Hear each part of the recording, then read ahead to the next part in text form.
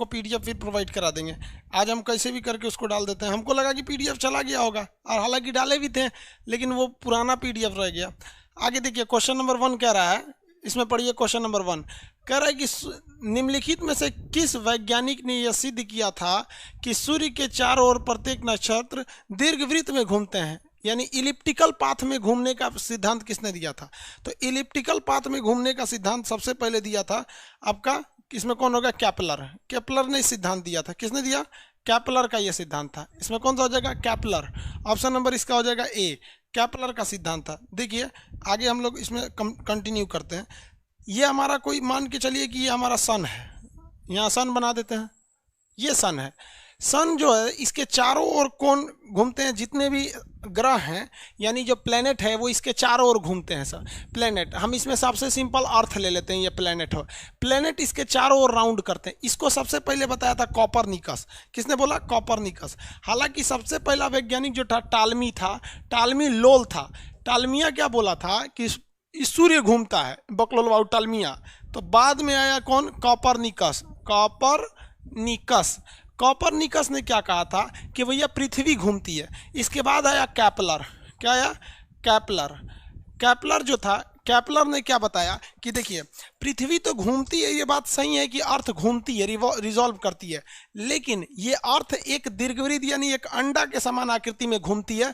ये केपलर का सिद्धांत था। तो क्वेश्चन पूछ रहा है कि किसने सबसे पहले बोला था कि ग्रह जो है वो दीर्घवृत्त पर घूमते हैं? तो दीर्घवृत्त पर घूमते हैं लोग कौन से, किसने बोला? केपलर ने बोला था। समझ में आ गया? कल क्लास नहीं चला था, कल कोई भी क्लास नहीं चला था। बहुत लड़के परेशान है कि सर कल का क्लास छूट गया। नहीं छूटा है, कल क्लास चला ही नहीं था। आगे देखिए अगला क्वेश्चन, इसमें कौन सा? पल्सर क्या होते हैं? पल्सर एक तारा होता है ब्रह्मांड में, एक ऐसा तारा जो बहुत तेजी गति से घूमता है, उसी को पल्सर या क्वेसर कहते हैं। तो ऐसा तारा जो बहुत तेज गति से घूमे उसे क्या कहा जाता है? पल्सर या क्वेसर के नाम से जानते हैं। कह रहा पृथ्वी की ओर जा रहा तारा, भाई पृथ्वी की ओर नहीं जा रहा, वो घूम रहा है वहीं पर, पृथ्वी से दूर जा रहा तारा, और उससे क्या मतलब? तेजी से घूमने वाला तारा। वैसा तारा जो बहुत तेजी गति से राउंड मारता है उसे हम लोग क्या कहते हैं? पल्सर या क्वेसर कहते हैं। Pulsar, Pulsar. ऑप्शन नंबर कौन सा हो जाएगा? सी, पल्सर। बजाज की एक मोटरसाइकिल भी है, बहुत तेजी गति से घूमती है, पल्सर। अगला देखिए, निम्नलिखित में से कौन सा ग्रह के उपग्रह नहीं है?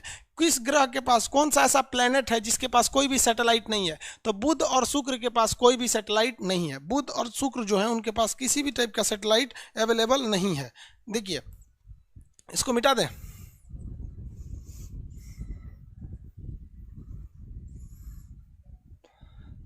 हम यहाँ बना देते हैं सन को, ये है आपका सूर्य। इस पे देखिए, इससे अच्छा खासा क्वेश्चन आप बना सकते हैं। इसको कंटिन्यू, इसको ध्यान से समझिएगा, आपके लिए फायदेमंद होगा। यहाँ पर पहला ग्रह जो है वो हो जाता है बुध, उसके बाद कौन रहता है? शुक्र, उसके बाद पृथ्वी, उसके बाद आ जाता है मंगल। मंगल आ जाता है। इसको इंग्लिश में देख लेते हैं हम लोग क्या कहेंगे। सबसे पहले आएगा आपका मरकरी, मरकरी के बाद कौन आएगा? वीनस। पहला मरकरी, उसके बाद वीनस। अब ब्लू कलर का कौन सा है भाई? हम लोग का ग्रह है ब्लू कलर का, तो अर्थ। इसके बाद कौन आता है? अर्थ। रेड कलर का होता है आपका मार्स, तो ये आ जाता है मार्स। पहले इन चारों को समझिए। इसके बाद जो होते हैं ना, इनके बीच में छोटे छोटे टुकड़े घूमते रहते हैं, जिसे हम लोग एस्टेरॉइड बेल्ट कहते हैं। इसके बीच में छोटे छोटे टुकड़े घूमते रहते हैं, जिसे हम लोग एस्टेरॉइड बेल्ट कहते हैं। तो इस एस्टेरॉइड बेल्ट के अंदर के 4 जो ग्रह होते हैं उन्हें हम लोग इंटीरियर प्लैनेट या आंतरिक ग्रह के नाम से जानते हैं। इसमें क्वेश्चन देता है, ये पहला वाला जो है मरकरी और ये वीनस, इसके पास किसी भी टाइप का सैटेलाइट नहीं है। हालांकि इसके पास सैटेलाइट थे, ऐसे सैटेलाइट जो इसके चक्कर लगाते हैं, लेकिन सूर्य के करीब होने की वजह से सूर्य के सैटेलाइट को खींच लिया, क्योंकि सैटेलाइट जो होते हैं ना ग्रह से छोटे होते हैं, लेकिन इन ग्रहों को नहीं खींच पाया। तो सॉरी, ये कौन सा हो गया? मरकरी और वीनस के पास अपना सैटेलाइट नहीं है। देखिए मरकरी सबसे करीब जरूर है, लेकिन ये सबसे ज़्यादा गर्म नहीं है। सबसे ज़्यादा गर्म जो है वो वीनस है।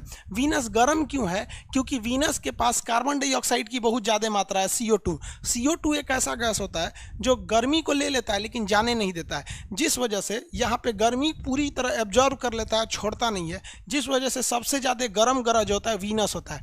गर्म होने की वजह से ज़्यादा चमकने लगता है, इसलिए सबसे ज़्यादा चमकीला ग्रह वीनस होता है। इसे सबसे सुंदर ग्रह के नाम से जानते हैं। इसके पास किसी भी तरह का उपग्रह नहीं है, क्योंकि इसके और इसके उपग्रह को खींच ले गया। कौन खींच ले गया? सूर्य आपका खींच के लेके चला गया। ये सेकंड नंबर पे घूमता है, ये अपने अक्ष पर उल्टा घूमता है। जैसे हम लोग पूरब से पश्चिम घूमते हैं ना, सॉरी पश्चिम से पूरब, ये पूरब से पश्चिम घूमता है, उल्टा घूमता है ये। तो ये हो गया आपका। इसके बाद कौन सा हो जाता है? पृथ्वी आ जाता है। ऑप्शन नंबर इसमें कौन सा होना चाहिए? बी बुध और कौन सा होगा, बुध ग्रह, बुध और शुक्र ग्रह के पास उपग्रह नहीं है। मंगल ग्रह लाल है, शुक्र सबसे चमकीला हो, मंगल लाल, बुध सबसे करीब होता है। नेपच्यून तो उधर है, नेपच्यून और प्लूटो सबसे लास्ट में, अभी नेपच्यून आ जाएगा, प्लूटो को ग्रह की श्रेणी से निकाल दिया गया। अगला क्वेश्चन कर रहा है किस दिन पृथ्वी और सूर्य के बीच किस दिन पृथ्वी सूर्य के सबसे नजदीक आ जाती है। तो किस दिन आ जाएगी भाई सबसे नजदीक। देखिए ये सन है, हम यहाँ बना देते हैं, ये सन है। इसमें दो कंडीशन होता है, एक दिन करीब आ जाती है, कभी ये दूर चली जाती है। अर्थ कभी करीब आ जाएगा, कभी दूर चला जाएगा। इसको याद रख लीजिए अच्छे से, ये क्वेश्चन अक्सर पूछेगा आपसे। ये अर्थ है, यहाँ बना दिए, ब्लू कलर की अर्थ है, ये सबसे दूर चला गया, ये सबसे करीब चला गया, ये करीब हो गया, ये दूर हो गया। यही पूछ रहा है सबसे ज़्यादा दूर और सबसे ज़्यादा करीब कब होता है। दूर जो होता है सबसे करीब आ जाता है सूर्य, ये जनवरी में 3 जनवरी को, 3 जनवरी को। लेकिन 3 जनवरी को तो भैया ठंड पड़ता है, 3 जनवरी को क्या पड़ता है, ठंड पड़ता है। देखिए यहाँ पर इस घटना को कहते हैं, दूरी घट गई उपसौर, इसे क्या कहेंगे, उपसौर, इसे क्या कहेंगे, उपसौर, एपीहेलियन, इसे उपसौर या एपीहेलियन कहते हैं। और ये 4 जुलाई होता है, इसे कहते हैं अपसौर। ये इसमें क्या पड़ेगा, गर्मी पड़ेगा, जबकि पड़ना चाहिए ठंड, इसे कहते हैं अपसौर, अपसौर। याद कैसे रखिएगा, देखिए अप का मतलब होता है बढ़ जाना, सौर मतलब सूरज, सूरज से दूरी बढ़ जाना अपसौर, और उप मतलब होता है घट जाना। जैसे राष्ट्रपति को घटाएंगे तो उपराष्ट्रपति, तो घट जाएगा तो उपराष्ट्रपति। तो ये हो गया दूरी सबसे ज़्यादा घट जाती है। अब आप कहेंगे सर जनवरी में तो ठंड पड़ता है। देखिए ठंडी और गर्मी ये डिपेंड नहीं करता है कि आप सूर्य से करीब हैं या दूर है, डिपेंड करता है कि सूर्य की किरणें आपका सीधा चमकती हैं या तिरछा चमकती है। तो ऑलरेडी पृथ्वी झुकी हुई है, तो जब यहाँ आती है ना तो पृथ्वी थोड़ा सा और ज़्यादा झुका हुआ महसूस होता है। कोई चीज़ को अगर झुका हुआ है, पास से देखेंगे तो ज़्यादा ही झुका हुआ लगता है, दूर से देखेंगे तो लगता है नहीं नॉर्मली झुका हुआ है। तो इस वजह से इस दिन पृथ्वी झुकी हुई है, इसलिए यहाँ जब आती है तो सूर्य की किरणें तिरछी पड़ती हैं और वहाँ ठंड पड़ता है। तो क्वेश्चन कह रहा है कि सबसे ज़्यादा दूर पूछा है या सबसे ज़्यादा करीब पूछा है। कह रहा है किस दिन पृथ्वी सूर्य के सबसे समीप, समीप का मतलब क्या होता है भाई, समीप मतलब बताइए तो क्या हो जाता है, समीप मतलब होता है सबसे करीब। सबसे करीब कब आएगी, 3 जनवरी को। कब आ जाएगी, 3 जनवरी को। 3 जनवरी को क्या हो जाता है, उपसौर हो जाता है, इस दिन वह सबसे करीब आ जाती है। अगला क्वेश्चन बताइए, सूर्य के बाद पृथ्वी का सबसे नजदीकतम तारा कौन होता है, प्रॉक्सिमा सेंचुरी, प्रॉक्सिमा सेंचुरी है सूर्य का, हमसे सबसे नज़दीकी तारा सूर्य है, और सूर्य के बाद जो है वो प्रॉक्सिमा सेंचुरी होता है। अगला कह रहा है कि समुद्र में ज्वार भाटा यानी टाइड एंड ईव क्यों उत्पन्न होते हैं। तो ज्वार भाटा उत्पन्न करने के लिए पृथ्वी पर चंद्रमा और सूर्य दोनों का क्या होना चाहिए, गुरुत्वाकर्षण लगता है दोनों का, इस वजह से ज्वार भाटा उत्पन्न होता है। ज्वार भाटा कैसे होता है, पानी के लेवल का उठ जाना और फिर वापस जाना, इसे क्या कहते हैं, ज्वार भाटा। ऐसे उठ गया इसे कहते हैं ज्वार, वापस जा रहा है भाटा। इसमें सबसे ज़्यादा भूमिका निभाता है चंद्रमा का गुरुत्वाकर्षण, सबसे ज़्यादा जरूरी रोल कौन निभा देता है इसमें, चंद्रमा का जो गुरुत्वाकर्षण है उसका रोल सबसे ज़्यादा होता है। समझ में आ गया कि नहीं आ गया, किसी को कोई दिक्कत है, चंद्रमा का। लेकिन यूपीएससी में क्वेश्चन पूछा था तो उसमें अलग आंसर दिया था। यूपीएससी के क्वेश्चन में अलग था कि पृथ्वी ज्वार भाटा के उत्पन्न करने में किसका सबसे ज़्यादा योगदान होता है। तो सीक्वेंस में था, सबसे पहले था चंद्रमा, उसके बाद था पृथ्वी का अपकेंद्र बल, और उसके बाद सबसे लास्ट में था सूर्य का गुरुत्वाकर्षण। देखिए अपकेंद्र बल क्या होता है, पानी लेके अगर आप गोल गोल घूमिएगा ना तो पानी इसे छलक जाता है, तो सेंट्रीपिटल फोर्स जो होता है ना छलक जाता है, इसीलिए समुद्र का पानी हल्का सा ऐसे क्या हो जाता है, छलक जाता है। तो इसी छलकने की क्रिया को हम क्या कहते हैं, ज्वार भाटा। तो ये 3 चीज़ें यूज होती हैं टाइड एंड ईव में। ऐसा नहीं है कि केवल सूर्य या चंद्रमा के गुरुत्वाकर्षण से ज्वार भाटा उत्पन्न होंगे, सब तीनों का योगदान होता है। चौथा नंबर 7वां नंबर क्वेश्चन कह रहा है, इसमें कौन सा होगा, पृथ्वी पर चंद्रमा और सूर्य का गुरुत्वाकर्षण। सुपरनोवा क्या होता है, ब्रह्मांड में विस्फोट करने वाले तारा को हम लोग सुपरनोवा तारा कहते हैं। कौन सा तारा, सुपरनोवा तारा के नाम से जाना जाता है।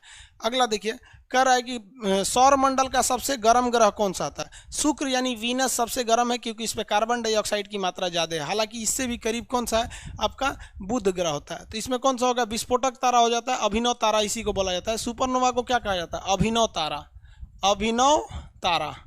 सुपरनोवा को क्या कहा गया, अभिनव तारा।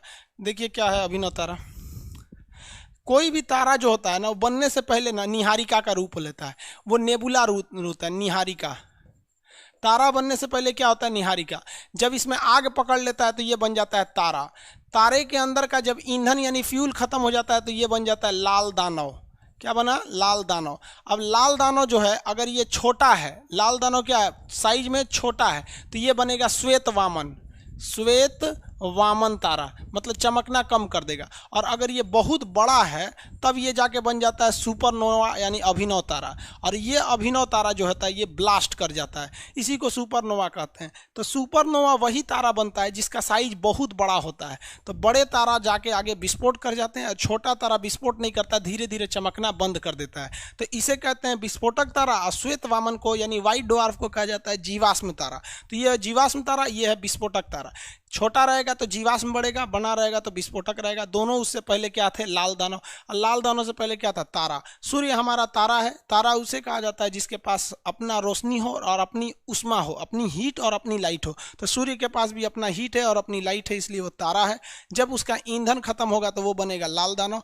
उसके बाद उसका साइज, सूर्य बहुत बड़ा तारा नहीं है, छोटा है, तो वो धीरे धीरे चमकना बंद कर देगा, जिसे जीवाश्म तारा कहा जाएगा। आगे बढ़े। सौरमंडल का सबसे गर्म ग्रह कौन सा हो गया, शुक्र ग्रह। ये लाल ग्रह हो जाता है, पृथ्वी नीली ग्रह हो जाती है, शनि ग्रह को लेटा हुआ ग्रह, ये कहते हैं छल्ला वाला ग्रह के नाम से जाना जाता है। अंतर्राष्ट्रीय तिथि रेखा के बारे में कौन सा सही है, 180 डिग्री रेखा को अंतर्राष्ट्रीय तिथि रेखा कहा जाता है। 180 डिग्री रेखा को अंतर्राष्ट्रीय तिथि रेखा कहा जाता है। देखिए क्या होगा इसमें, यह देशांतर 180 डिग्री के अनुरूप है। 180 डिग्री रेखा को क्या कहेंगे, अंतर्राष्ट्रीय तिथि रेखा कहेंगे। कह रहे विषुव कब होता है, विषुव को इंग्लिश में कहते हैं इक्विनॉक्स। इक्विनॉक्स कब होता है, जब सूर्य विषुवत रेखा पे आ जाए। जब सूर्य कहाँ चला है, विषुवत रेखा पे आ जाए, तो उसी को कहते हैं इक्विनॉक्स। सूर्य विषुवत रेखा पे आ जाए उसे क्या कहते हैं, इक्विनॉक्स। भूमध्य रेखा पर, भूमध्य रेखा पर आ जाएगा तब। कैसे, देखिए ये पृथ्वी बना दिए यहाँ पर, ये आपका भूमध्य रेखा, और ये आपका कर्क रेखा, और ये मकर रेखा। जब सूर्य कर्क रेखा पर होता है ना, कर्क रेखा पर, तो ये रेखा का नाम है कर्क रेखा, 23.5 डिग्री नॉर्थ में है। और नीचे वाला है मकर रेखा यानी ट्रॉपिक ऑफ कैप्रिकॉर्न, मकर रेखा, ये 23.5 डिग्री साउथ में है, साउथ में। और ये 0 डिग्री है, इसे कहते हैं विषुवत रेखा या भूमध्य रेखा, ये 0 डिग्री है। सूर्य यहाँ पर जाता है। अब देखिए इंडिया यहाँ पर है, बीचों बीच में है सूर्य, कर्क रेखा इंडिया के बीचों बीच में। याद कैसे रखिएगा, गर्मी, जब भारत में जब गर्मी पड़ेगी तो समझिएगा सूर्य कहाँ है, कर्क रेखा पर है। तो भारत में सबसे भयानक गर्मी 21 जून को, तो कर्क रेखा पर चला जाता है 21 जून को। अब यहाँ सूर्य चला गया तो भारत से एकदम दूर चला गया, तो भारत में ठंडी पड़ेगी, तो ये हो जाता है 22 दिसंबर को। और अगर यहाँ पर आ गया तो आप बताइए ना, भारत से न ज़्यादा गर्मी पड़ेगा न ज़्यादा ठंडा पड़ेगा। तो ऐसा टाइम पे विषुवत रेखा पे आता है, न ज़्यादा गर्मी न ज़्यादा ठंडा। तो ये महीना होता है मार्च का, न गर्मी न ठंडा। और ये महीना होता है सितंबर का, न 23 सितंबर और 22 मार्च, 21 से 22 मार्च। तो इसी दिन को जब सूर्य विषुवत रेखा पर होता है तो बराबर गर्मी इस साइड भी, बराबर गर्मी भी इस साइड भी, इसलिए इक्वल से इसे कहते हैं इक्विनॉक्स। हिंदी में कहते हैं विषुव, क्योंकि वह विषुवत रेखा पर आ गया है, इसलिए इसे क्या कहेंगे, विषुव। ऑप्शन नंबर कौन सा होगा इसमें, मकर रेखा पर। अगला क्वेश्चन कह रहा है कंटूर रेखा वह काल्पनिक रेखा था, ऊंचाई को मिलाने वाली रेखा को कंटूर रेखा कहते हैं। इसी को हम लोग डेटम लाइन भी कहते हैं, डेटम लाइन, कंटूर रेखा या डेटम लाइन। कंटूर रेखा कहिए या फिर डेटम लाइन कहिए, कंटूर रेखा या डेटम लाइन। अगला कह रहा है जीवाश्म विज्ञान किसका अध्ययन कहलाता है, फॉसिल का अध्ययन कहलाता है। जीवाश्म किसे कहते हैं, जिसका शरीर मर गल गया है, जैसे डायनासोर की हड्डी, कोयला किसकी हड्डी से बना है, उसे हम लोग क्या कहते हैं, जीवाश्म। उसमें फॉसिल्स का अध्ययन किया जाता है। अगला कह रहा है कि वायुमंडल की प्रक्रिया का अध्ययन को क्या कहते हैं। वायुमंडल जिसमें कहते हैं उसमें क्लाइमेटोलॉजी कहते हैं या मौसम विज्ञान के नाम से जानते हैं। अगला, वायुमंडल में दैनिक मौसम में परिवर्तन किसके कारण होते हैं। वायुमंडल में दैनिक परिवर्तन क्षोभ मंडल या ट्रोपोस्फीयर के कारण होते हैं। इसको समझिए, क्षोभ मंडल या ट्रोपोस्फीयर, क्षोभ मंडल या ट्रोपोस्फीयर। देखिए क्षोभ मंडल या ट्रोपोस्फीयर की खासियत क्या है, ये पृथ्वी है, अर्थ है। इस अर्थ के पास जो फर्स्ट लेयर है, इस फर्स्ट लेयर को कहते हैं क्षोभ मंडल। इसे क्या कहेंगे, क्षोभ मंडल। इंग्लिश वाले इसे कहते हैं ट्रोपोस्फीयर। इसमें जितनी भी मौसम संबंधी घटना होगी सब इसी में होगी। इसी में आपका टेम्परेचर बढ़ेगा घटेगा, इसी में आपका आंधी तूफान आएगा, जितना भी मौसम संबंधी घटना होती है सब इसी में होता है। इसलिए पायलट जहाज को उड़ाता है सीधे भाग जाता है ऊपर। पायलट कहाँ भाग जाता है? समताप मंडल में। तो ये वाला एरिया होता है समताप, इसे कहा जाता है इंग्लिश में स्ट्रेटोस्फीयर। स्ट्राटोस्फीयर। हवाई जहाज कहाँ उड़ाया जाता है? स्ट्रेटोस्फीयर में। ओजोन यानी O3 कहाँ पाया जाता है? स्ट्रेटोस्फीयर में। इसमें टेम्परेचर घटता बढ़ता नहीं है। इसके ऊपर पाया जाता है मध्य मंडल, इसे मीजोस्फीयर कहते हैं, ये सबसे ठंडा है। इसके ऊपर पाया जाता है आयन मंडल, आइनोस्फीयर, इसमें रेडियो तरंगे वापस आती हैं। ये होता है एक्सोस्फीयर, सबसे ज़्यादा गर्म है, इसका हीट सबसे ज़्यादा है। तो क्वेश्चन पूछ रहा है मौसम कहाँ बदलते हैं? क्षोभ मंडल में। हम लोग कहाँ रहते हैं? क्षोभ मंडल में। हेलीकॉप्टर क्षोभ मंडल में, लेकिन हवाई जहाज कहाँ चला जाता है? समताप मंडल में चला जाता है। ऑप्शन बताएंगे इसमें कौन सा होगा? वायुमंडल। दैनिक जीवन में मौसम परिवर्तन कहाँ देखने को मिलेगा आपको? मौसम परिवर्तन क्षोभ मंडल में। सबसे ठंडा मध्य मंडल, रेडियो तरंगे आयन मंडल, समताप मंडल में आपका हवाई जहाज वगैरह होते हैं। अगला, वायुमंडल में आर्द्रता को किससे नापते हैं? आर्द्रता का मतलब होता है नमी। आर्द्रता का मतलब क्या होता है? नमी, जो चिपचिपापन होता है नमी। नमी को हम लोग हाइग्रोमीटर से नापते हैं। किससे नापेंगे? हाइग्रोमीटर से। ओजोन परत बता सकते हैं, ये वायुमंडल के किस परत में पाई जाती है? लिथोस्फीयर। लिथोस्फीयर तो जमीन पे होता है। स्ट्रेटोस्फीयर पे पाया जाएगा, जिसे हम लोग क्या कहते हैं? समताप मंडल। क्या कहेंगे? समताप मंडल। कौन से मंडल में पाया जाएगा? समताप मंडल में। हो गया, समताप मंडल में। आगे बढ़े, समताप मंडल में। अगला, भारतीय मानक समय रेखा और ग्रीनविच में कितने डिग्री का अंतर है? 5.5 घंटा का। 5.5 घंटा का अंतर है। क्या चीज़ ऐसे अंतर कैसे निकलता है 5.5 घंटा का?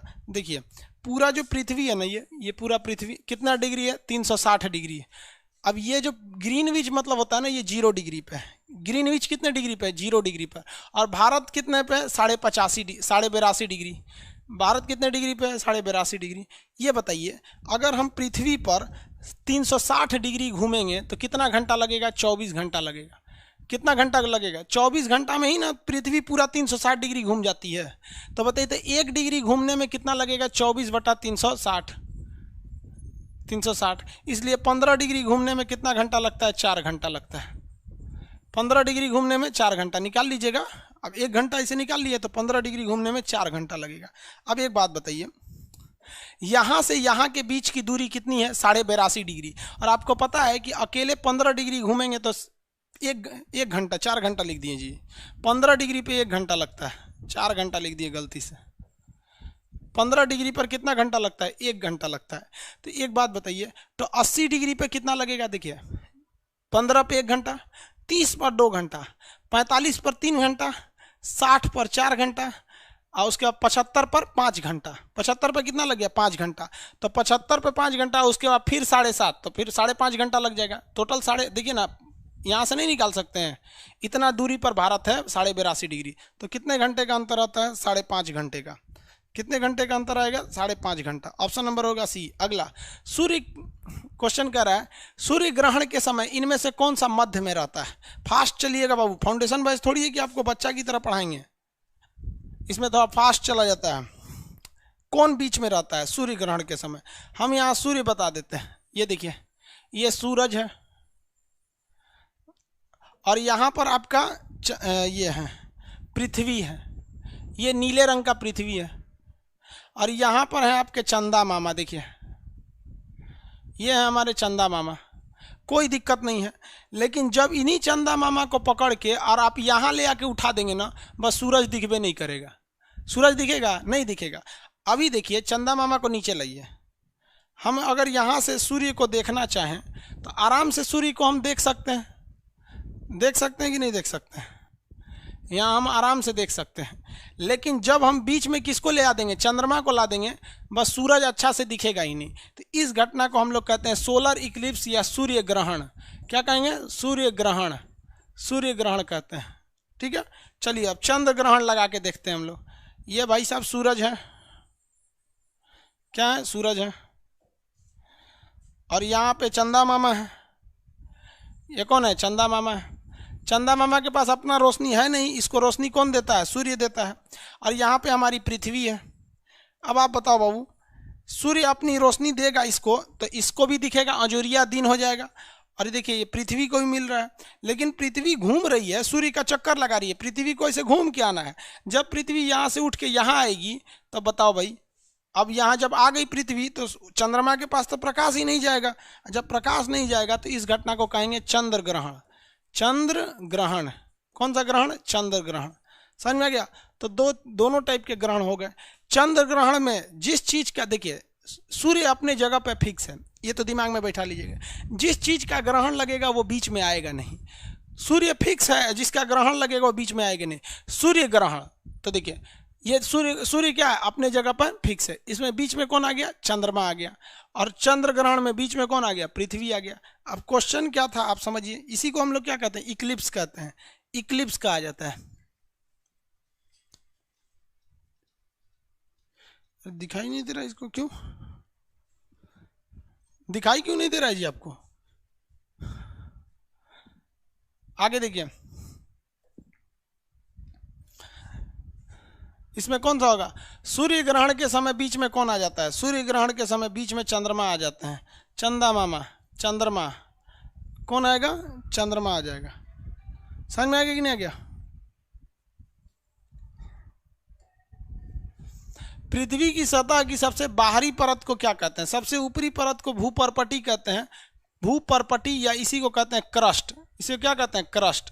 पृथ्वी की परत की सबसे बाहरी भाग को क्रस्ट के नाम से जाना जाता है। पृथ्वी की मेनली 3 परत होते हैं सब। यहां देखिए इस तरह से पृथ्वी मान लेंगे तो सबसे बाहरी परत जो होता है वो क्रस्ट होता है। ये वाला जो सबसे बाहरी परत है ये क्रस्ट है। ये बहुत पतला होता है, ज़्यादा मोटा नहीं होता है। इसके नीचे वाला सबसे मोटा होता है, जिसे हम लोग कहते हैं मेंटल। और सबसे नीचे वाला तो और एकदम तरल अवस्था में रहता है, जिसे कहते हैं कोर। तो ये हो गया नीचे वाला कोर। ये एकदम तरल अवस्था में धधकता आग की तरह है, लिक्विड स्टेज में है यहाँ पर। और उसके ऊपर वाला ये वाला जो होता है ये मेंटल होता है। ये वाला भाग मेंटल, मेंटल माने पगला नहीं, इसका नाम है मेंटल। ये है मेंटल। ये बीच वाला भाग मेंटल। तो पृथ्वी का सबसे बीच वाला भाग मेंटल है। ये ना ज़्यादा तरल है ना ज़्यादा लिक्विड की तरह है। ये खेखार की तरह है, जिस तरह से आप लोग खेखार बलगम थूक देते हैं ना, वैसे ही यहीं से पृथ्वी का क्या निकलता है? मैग्मा निकलता है। तो बीच वाला परत का नाम क्या है? मेंटल। सबसे ऊपर वाले का नाम क्रस्ट और नीचे वाले का नाम कोर है। ये तरल अवस्था में है, ये अर्ध तरल है, ये एकदम सॉलिड है। हम लोग इसी पर रहते हैं। हम लोग किस पे रहते हैं? सॉलिड पर रहते हैं। अगला क्वेश्चन देखिए, इसमें कौन सा हो जाएगा? सब बता दिए ना, अर्थ क्रस्ट मेंटल कोर। उष्ण कटिबंधीय मरुस्थल कहाँ पाए जाते हैं? जितने भी मरुस्थल पाए जाएंगे कर्क रेखा और मकर रेखा के पूरब में नहीं पाए जाएंगे भाई, पश्चिम में पाए जाएंगे। कहाँ पाएंगे? इस पश्चिम में पाए जाते हैं सब। इसको नक्शा से समझना पड़ेगा, क्यों पश्चिम में पाए जाते हैं सब? पश्चिम में पाए जाएंगे, इसको समझ जाइएगा, अच्छा काम आता है एग्जाम में।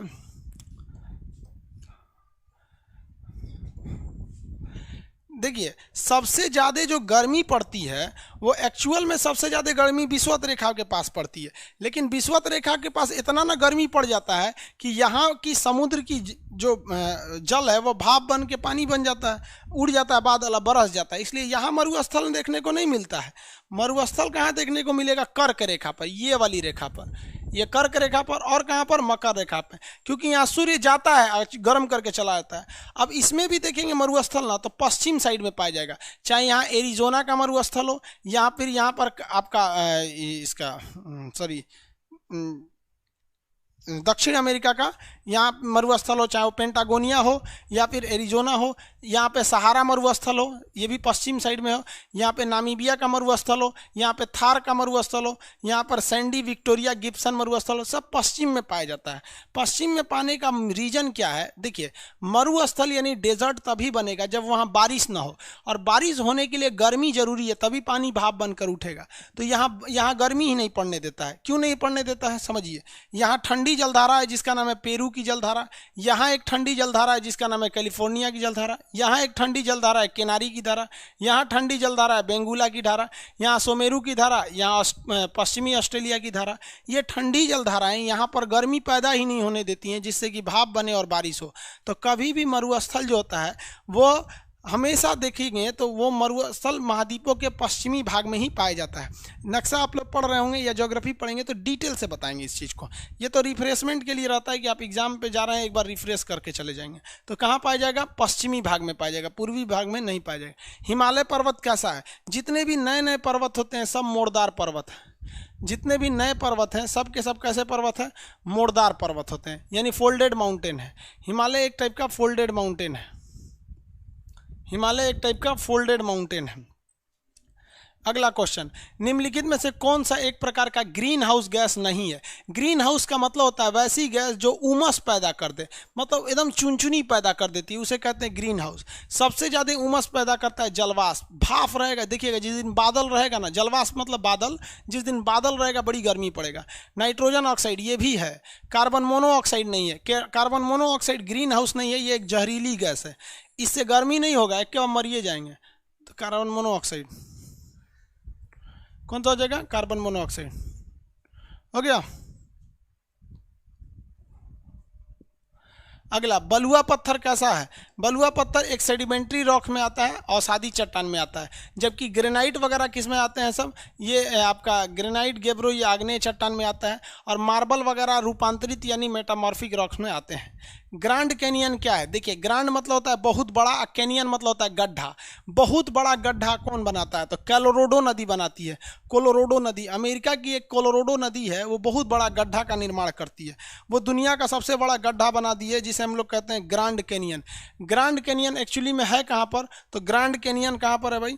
ग्रांड कैनियन अमेरिका में है। और किस नदी द्वारा बनाया गया है? कोलोराडो नदी द्वारा बनाया गया है। देख लीजिए, ग्रांड कैनियन यहाँ दिखा देते हैं आपको। इतना बड़ा गड्ढा है ना जिसका कोई हद नहीं। लोग वहाँ घूमने जाते हैं, गिर जाएंगे तो मरिए जाएंगे उगड़ा हवा में। इतना भयानक भयानक गड्ढा है। इस गड्ढे का निर्माण कौन किया है? कोलोराडो नदी की है। कौन सी नदी? कोलोराडो नदी। किस राज्य में? अमेरिका में। अमेरिका के कहाँ पर? तो कैलिफोर्निया में। अमेरिका के कैलिफोर्निया में। देख लीजिए गड़ा हवा कहाँ गया। यही गढ़ावा पूछ रहा है कि गढ़ावा क्या है। कभी कभी तो पूछता है ग्रांड कैनियन क्या है, तो गढ़ा है। देख रहे हैं नदियाँ, देखिए निचवा है दे। सोच रहा है मैं तो निको गिरेगा तो हचाक से एक के बार अंदर चल जाएगा ये। इसी गढ़ा को क्या कहते हैं? Grand canyon. ये गढ़ा क्या नाम है? Grand canyon. इस गढ़ा को किसने बनाया है? तो कोलोराडो नदी ने बनाया है। कहाँ पर? तो कैलिफोर्निया में। देखिए यहाँ पर है कैलिफोर्निया, यहीं पर वो गड्ढा बनाया गया कोलोराडो नदी द्वारा। इस गड्ढा को क्या कहते हैं? Grand canyon. दुनिया का सबसे बड़ा कैनियन है। सीधी खड़ी ढाल को हम लोग क्या कहते हैं? कैनियन के नाम से जानते हैं। कैनियन समझ में आ गया? गिरेगा तो कोनो बचबे नहीं करेगा। नदियाँ जब जवान थी ना तो इसको काट दिया, अभी तो नदियाँ बुढ़ा गई है। समझ में आया? अरे हटो यार, ग्रांड कैनियन हो गया। किस नदी द्वारा है? कोलोराडो नदी, अमेरिका में बनाया गया है। इसको मिलाइए 1 को 2 से। कह रहा है कि नदी मिलाइए। तो जब कभी भी आपको इस तरह से मिलाने वाला आए ना, तो आप उसको पहले मिलाया कीजिए जिसको आप 100% जानते हैं। दिख नहीं रहा है क्या? इसमें क्लियर दिख रहा है ना? देखिए, जिसको आप क्लियर जानते हैं, जैसे आप सब लोग पेरिस जानते होंगे, सियन नदी के किनारे। पेरिस किस नदी के किनारे? सीन नदी के किनारे। तो ये, और चलो भाई, सीन नदी के किनारे है। ये तो आप मार देंगे आप लोग, कोई दिक्कत नहीं होगा इसमें। अब आपको देखेंगे यहाँ पर वाशिंगटन भी आपको पता होगा किस नदी के किनारे है? पोटोमेक नदी के किनारे है। बुडापेस्ट डेन्यूब नदी के किनारे है। जर्मनी का अगर आप देखेंगे तो राइन नदी है, ये रॉटरडम के पास है। तो ये हो गई नदियाँ आपकी, समझ में आ गया? जिसमें आपको सबसे ज़्यादा फेमस होगा पेरिस, सियन नदी के किनारे। पेरिस सियन नदी के किनारे। निम्नलिखित में से कौन सा बांध विश्व का सबसे ऊंचा बांध, उच्चतम गुरुत्वीय बांध है? भाखड़ा नांगल। भाखड़ा नांगल बांध दुनिया का सबसे ऊंचा ग्रेविटी बांध है। ग्रेविटी बांध की डिजाइनिंग अलग होती है। हालांकि भारत का सबसे ऊंचा बांध जो है वो आपका टिहरी बांध है। टिहरी बांध जो है, टिहरी बांध की जो ऊंचाई है 255 मीटर है। अब जो भाखड़ा नांगल बांध है इसकी ऊंचाई 225 है, लेकिन कैटेगरी अलग है। ये एक तरह का गुरुत्वीय बांध है। गुरुत्वीय बांध में ज़्यादा फाटक नहीं होते हैं, कम ही फाटक बनाए जाते हैं। अगला क्वेश्चन, पृथ्वी तल के नीचे के पिघले हुए, पिछले लिख दिया है, पिघले हुए चट्टान को क्या कहा जाता है? मैग्मा कहा जाता है। वही तो ज्वालामुखी से निकलता है। जब ठंडा हो जाता है उसे क्या कहते हैं, लावा। और लावा ठंडा हो गया तो उसी को क्या कहेंगे, बेसाल्ट चट्टान। मैग्मा निकल के ठंडा होता है, लावा के ठंडा होने से बनता है बेसाल्ट चट्टान, और बेसाल्ट चट्टान के घिसने से बनती है आपकी काली मिट्टी। समझा गया कि नहीं, काली मिट्टी। मैग्मा निकला, ठंडा हुआ लावा, लावा के बाद बेसाल्ट, बेसाल्ट के ठंडा होने से घिसने से काली मिट्टी, और काली मिट्टी पर क्या चीज़ ज़्यादा होता है, कपास। अगला, पृथ्वी का अधिकांश सक्रिय ज्वालामुखी कहाँ है? सबसे ज्यादा ज्वालामुखी प्रशांत महासागर में हमेशा फूटते रहते हैं, भड़ाम भड़ाम, इसलिए उसे फायर, रिंग ऑफ फायर कहा जाता है। Ring of fire, ring of fire. पृथ्वी के केंद्र, भूकंप केंद्र जो नीचे वह बिंदु होता है उसे क्या कहते हैं, फोकस कहते हैं। जो जमीन के नीचे होता है उसे क्या कहा जाता है, फोकस कहा जाता है, फोकस। पृथ्वी के नीचे रहेगा तो फोकस कहा जाता है। देखिए, जहाँ ये पृथ्वी का सतह हो गया तो ये है फोकस। पृथ्वी के अंदर जहाँ से भूकंप उत्पन्न होता है उसे कहते हैं फोकस। और ये फोकस से उत्पन्न होने के बाद जहाँ धड़ाम से पहली बार ठोक देता है इसे कहते हैं ईपी सेंटर। सबसे भयानक जो भूकंप की तबाही आती है वो ईपी सेंटर पे होती है। इस पे 3 तरह की तरंगे, पी, एस और एल। पी तरंगे खतरनाक नहीं होती हैं क्योंकि बहुत स्पीड से आती हैं, चली जाती हैं। एल तरंगे लुसुर लुसुर आती हैं लेकिन झकझोर के सारी तरह की बिल्डिंग्स वगैरह गिरा के चली जाती हैं। तो ये जमीन के अंदर पूछ रहा था ना, पृथ्वी के नीचे, तो पृथ्वी के नीचे कौन सा होता है भाई, तो फोकस होते हैं सब। समझ में आ गया। और जमीन के सतह पे कहता तो ईपी सेंटर, अभी से अभी केंद्र कहलाता। अगला, पृथ्वी का सबसे ऊंचा ज्वालामुखी कोटोपैक्सी, इक्वाडोर में स्थित है कोटोपैक्सी। कौन सा है, कोटोपैक्सी। फ्यूजियामा फ्यूजिसान जापान में है, एटना इटली में है, किलिमंजारो तंजानिया में है। इसमें आंसर कौन सा हो जाएगा, कोटोपैक्सी सबसे ऊंचा ज्वालामुखी है। कोटोपैक्सी सबसे ऊंचा ज्वालामुखी। किसी को कोई दिक्कत नहीं? 30 हो गया, 30 के बाद 31 ऊपर होगा।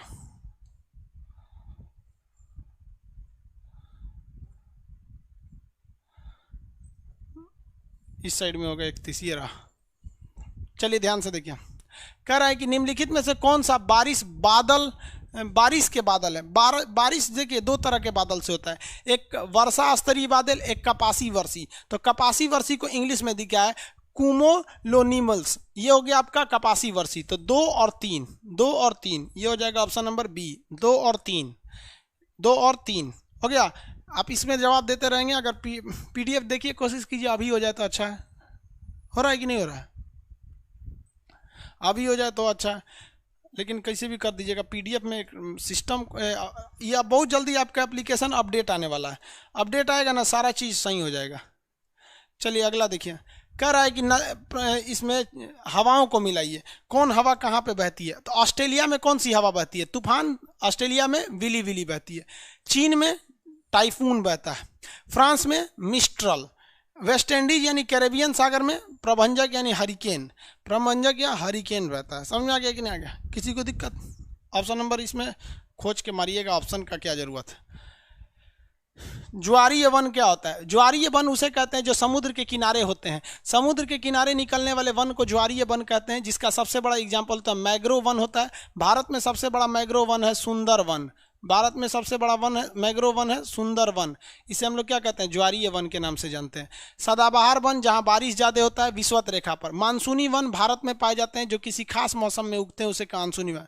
शंकुधारी या कोणधारी ये पर्वत पर पाए जाते हैं जो इस टाइप में होते हैं, क्रिसमस ट्री टाइप के।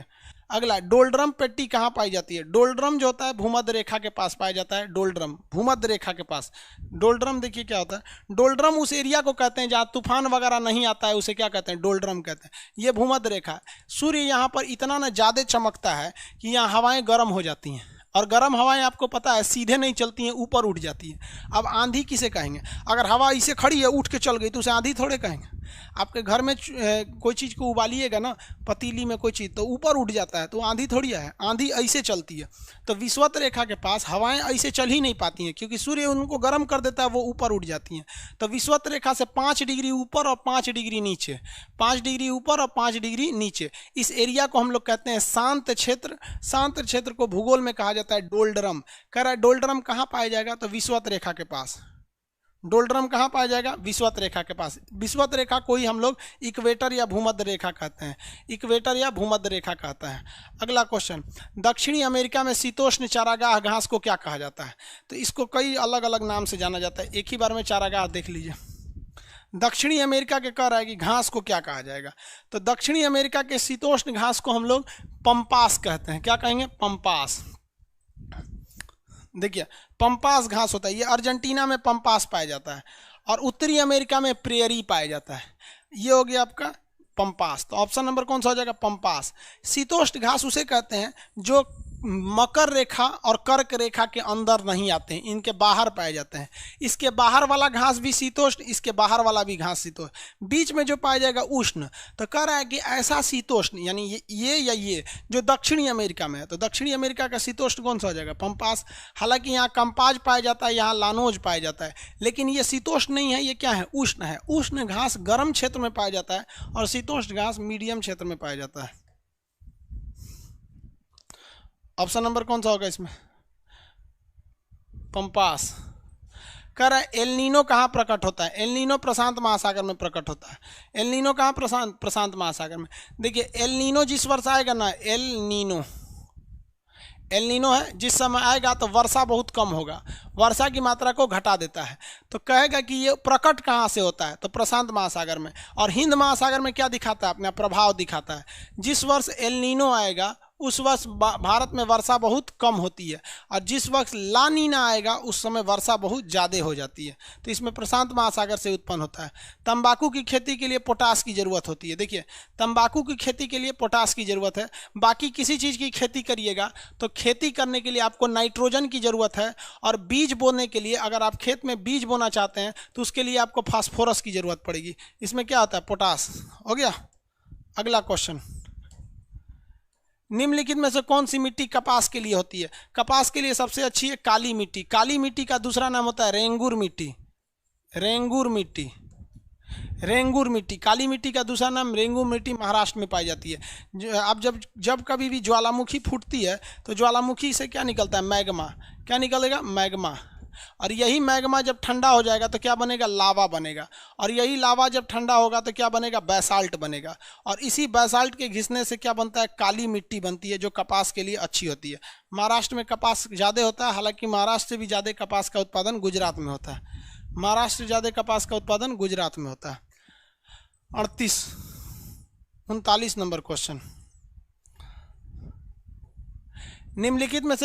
निम्नलिखित सेटों में से किसमें गोल्डन क्रीसेट यानी गोल्डन ट्रायंगल के नाम से जाना जाता है? तो ये अफीम उत्पादन के लिए अफगानिस्तान, पाकिस्तान और ईरान को हम गोल्डन ट्रायंगल में रखते हैं। ये किस चीज़ का उत्पादन करते हैं? ओपियम यानी अफीम, नशीला पदार्थ होता है अफीम। अफीम के उत्पादन के लिए इन्हें गोल्डन ट्रायंगल में रखा जाता है, गोल्डन क्रीसेट में। अगला, व्यापारिक पवनें कहाँ से चलती हैं? व्यापारिक पवनें क्या होती है? वैसी पवन व्यापारिक पवन कहलाते हैं जो विषुवत रेखा की ओर आती है। यानी विषुवत रेखा की ओर आने वाली पवन को क्या कहेंगे? व्यापारिक पवन। विषुवत रेखीय निम्न दाब से। भाई विषुवत रेखा, देखिए एक कहाँ से चलती है? तो देखिए विषुवत रेखा से चलती नहीं है, विषुवत रेखा की ओर आती है। ये चलती है उष्ण कटिबंध से, यहाँ से उपोष्ण से। उपोष्ण मतलब होता है कर्क रेखा। कर्क रेखा से चलेगी और विषुवत रेखा की ओर आती है। इसे क्या कहेंगे हम लोग? व्यापारिक पवन के नाम से जानते हैं, व्यापारिक पवन। अगला, चक्रवात कब आता है? चक्रवात बड़ा सिंपल सा चीज़ होता है जी। चक्रवात क्या होता है? जैसे मान लीजिए चारों ओर हवा है और बीच की हवा खाली हो गई, तो बीच में जब हवा खाली हो जाएगा तो यहाँ हो जाएगा लो प्रेशर, तो बाकी चारों ओर से हवाएं आने लगती हैं। तो बाहर से हवाएं जब लो प्रेशर में आने लगे तो उसे क्या कहते हैं? जब चारों ओर से निम्न दाब हो। नहीं भैया, जब केंद्र में उच्च दाब हो, ये भी नहीं हो, जब केंद्र में निम्न दाब हो। Option number C. देखिए बीच में लो प्रेशर हो जाए और बाकी ओर से हवाएं अंदर आने लगती हैं। 41 नंबर। 42, इनमें से कौन सा देश चाय का निर्यातक नहीं है? ब्रिटेन एक चुट्टा खाली चाय कहीं से खरीद लेता है। भारत से खरीदा था, श्रीलंका, केनिया, कहीं से भी खरीद लेता है। भारत में जब अंग्रेज थे तो चाय पत्ती का बहुत ज़्यादा निर्यात करते थे सर। इनमें से कौन सा बर्फ भक्षक के नाम से जाना जाता है? तो भारत, देखिए अमेरिका में एक हवा बहती है चिनूक, ये बहुत ही हॉट है। हॉट होने की वजह से ये अमेरिका में जितना भी बर्फ़ होता है उस बर्फ़ को पिघला देती है, इसलिए इसे हिम भक्षक या आइस हीटर के नाम से जानते हैं। मिस्ट्रल तो फिर आपका स्पेन और फ्रांस में बहती है। लू इंडिया में बहती है। हार्मेंटन ये सब आपका यूरोपीय एरिया में बहते हैं सब। अगला, नार्वेस्टल यानी काल बैसाखी। काल बैसाखी कहाँ बहता है भैया? पंजाब में। तो पंजाब कहाँ आ जाएगा? भारत में। और तड़ित झंझावात, लैंड ऑफ थंडरबोल्ट, भूटान को कहते हैं। ऑप्शन नंबर कौन सा हो जाएगा? ए। Option number A. अगला, निम्नलिखित में से किस राज्य में पश्चिमी विक्षोभ से वर्षा होती है? पंजाब। पश्चिम दिशा से वर्षा कहाँ होती है? पंजाब में। पश्चिमी विक्षोभ के कारण पंजाब में वर्षा होती है। और ये पश्चिमी विक्षोभ कब आता है? ठंड के दिन में। कब आएगा? ठंड के दिन में, यानी जनवरी के महीने में। तो जनवरी के महीने में पंजाब में वर्षा होती है। हम लोग के यहाँ भी होती है लेकिन कम होती है। रेड डाटा बुक क्या है? एक ऐसा बुक जिसमें हम ऐसे जानवरों और पेड़ पौधों का लिस्ट रखते हैं जो अब इस दुनिया से खत्म होने वाले हैं। तो संकटग्रस्त यानी दुनिया से खत्म होने वाले पौधों और जानवरों दोनों को रखे जाते हैं रेड डाटा बुक में। इस रेड डाटा बुक के कवर पेज पे पांडा का फोटो होता है। पांडा समझते हैं? Teddy bear. लड़की सबके पास अगर टेडी बियर देखिएगा ना तो 90% चांस है कि वो नहीं खरीदी होगी, उसको कोई गिफ्ट दिया है। अगला, वातावरण में सबसे क्रियाशील पारिस्थितिकी तंत्र कौन सा है? सबसे ज़्यादा लोग जो खाड़ी होती है ना, जैसे बंगाल की खाड़ी, मन्नार की खाड़ी, तो खाड़ी जो होता है ना बहुत पतला एरिया होता है, वहाँ जीव जंतु ज़्यादा रहते हैं, मरुस्थल में नहीं रहते हैं। खुला समुद्र में ज़्यादा बड़े बड़े जीव रहते हैं, छोटे नहीं रहते हैं। टुंडा वाला एरिया बहुत ज़्यादा ठंडा होता है, यहाँ भी ज़्यादा लोग नहीं रहते हैं। सबसे ज़्यादा गल्फ यानी खाड़ी में हर तरह की मछलियाँ वगैरह जीव जंतु ज़्यादा पाए जाते हैं खाड़ी में। समझ में आ गया कि नहीं आ गया? आज पीडीएफ नहीं है आप लोग के पास, 50 ठो करा देंगे।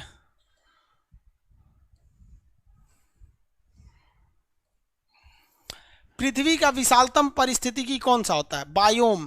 पृथ्वी का सबसे विशालतम पारिस्थितिकी क्या होता है? बायोम होता है। ये सब नहीं होते हैं सब, इसको समझा देते हैं। पृथ्वी का सबसे विशालतम पारिस्थितिकी क्या होता है? बायोम होता है। देखिए बाबू, ये है, मान लीजिए यहाँ कोई घर है, ये छोटुआ है, यहाँ छोटिया, ये पानी लगा हुआ है और ऊपर कौवा उड़ रहा है। तो आप बताइए बाबू, इसे हम लोग कहेंगे स्थल मंडल। स्थल मंडल। और इसको क्या कहते हैं लोग? जल मंडल। जहाँ पानी है जल मंडल, और जहाँ हवा है उसे क्या कहते हैं? वायुमंडल। एक काम करते हैं, हम एक ऐसा एरिया सोचते हैं जिसमें ये तीनों चीज़ हो। देखिए इस सर्किल में ये तीनों चीज़ आ गया है, पानी भी है, हवा भी है, जीव भी है, स्थल भी है। तो इसे कहते हैं जीव मंडल। इसे क्या कहेंगे? जीव मंडल। और इसी जीव मंडल का बहुत बड़ा रूप जो होता है उसे क्या कहते हैं? बायोम कहते हैं। क्या कहेंगे? बायोम या जीवोम कहेंगे। तो ये हो जाएगा आपका बायोम। इसी को हिंदी में क्या कहते हैं? जीवोम कहते हैं। ये बहुत बड़ा एरिया होता है, जीवोम या बायोम कहते हैं। ऑप्शन नंबर कौन सा होगा? ए। पारिस्थितिकी तंत्र में निर्माण में कौन मदद करता है? पारिस्थितिकी को हम लोग इंग्लिश में क्या कहते हैं? इकोसिस्टम। इकोसिस्टम में दो चीज़ें आते हैं, एक लिविंग थिंग्स भी आएंगे जो जिंदा हैं, और ऐसे चीज़ जो नॉन लिविंग थिंग्स है वो भी आएंगे, नॉन लिविंग थिंग्स आएंगे। दोनों चीज़ को मिला देंगे तब बनता है पारिस्थितिकी बनता है। जैसे जीव जंतुओं का समुदाय यानी लिविंग थिंग्स, और उसके आसपास का पर्यावरण यानी पेड़, नदी, पहाड़, ये सब नॉन लिविंग थिंग्स। तो लिविंग थिंग्स और नॉन लिविंग थिंग्स दोनों को मिला देते हैं तो उसे कहते हैं इकोलॉजी कहते हैं। ऑप्शन नंबर कौन सा हो जाएगा? A. Option number A. Option number A. 50 number कह रहा है कि डैश प्राणी जगत का सबसे बड़ा संघ है। बायोलॉजी में भी पढ़ेंगे, ऑर्थोपोडा सबसे बड़ा संघ होता है। इसमें लगभग 10 लाख जीव आते हैं। इसके बाद नंबर आता है मोलस्का का, जिसे कीड़े मकोड़े की जीव भी कहते हैं। ऑर्थोपोडा को क्या कहते हैं? कीड़े मकोड़ों का संघ के नाम से भी जानते हैं। कीड़े मकोड़े का संघ होता है ऑर्थोपोडा। एनिलिडा में केचुआ आता है, कार्डेटा में हम लोग आते हैं, प्लेंटी हेलमेंथीज में कीड़े क्रीमी आते हैं, सब जो फाइलेरिया नामक बीमारी को फैला देते हैं। समझ में आ गया कि नहीं आएगा? आप लोग के पास पीडीएफ अवेलेबल नहीं था इसलिए 50 क्वेश्चन कराएं, थोड़ा फास्ट करा दिए। कल अभी पीडीएफ देख लेते हैं कि आखिर ऐप में ऐसा क्या प्रॉब्लम है जो पीडीएफ करप्ट कर जा रहा है। उसके बाद हम लोग कल के क्लास में बाकी को डिस्कस करेंगे। लोग समझ में आया कि नहीं आ गया? क्या है भाई इनका? आज के लिए इतना ही रहने देते हैं। एक्चुअली आप लोग के पास पीडीएफ ही नहीं है। 5 तारीख को क्लास चला ही नहीं था। 5 तारीख कब था जी? परसों था। परसों कुछ उस दिन भी क्लास नहीं चला होगा।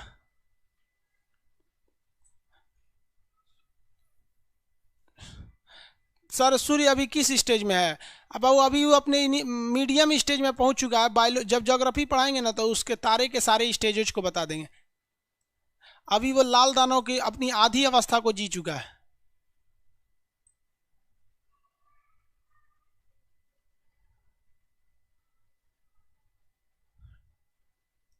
हाँ वो पीडीएफ 5 बार दोबारा आ गया है मटेरियल में जीके का, इसी को सुधारना है। अभी सुधरवा देते हैं। मैथ का क्लास कब से चलेगा अमित यादव जी? मैथ क्लास यहाँ नहीं चलेगा। ऑप्शन का भी एक्सप्लेन कर दिया कीजिए। ठीक है बाबू, एक्चुअली आपके पास पीडीएफ नहीं था इसलिए नहीं कर रहे थे। ठीक है, वो आज के क्लास को कल ही करते हैं, बस आज के लिए इतना ही रहने देते हैं।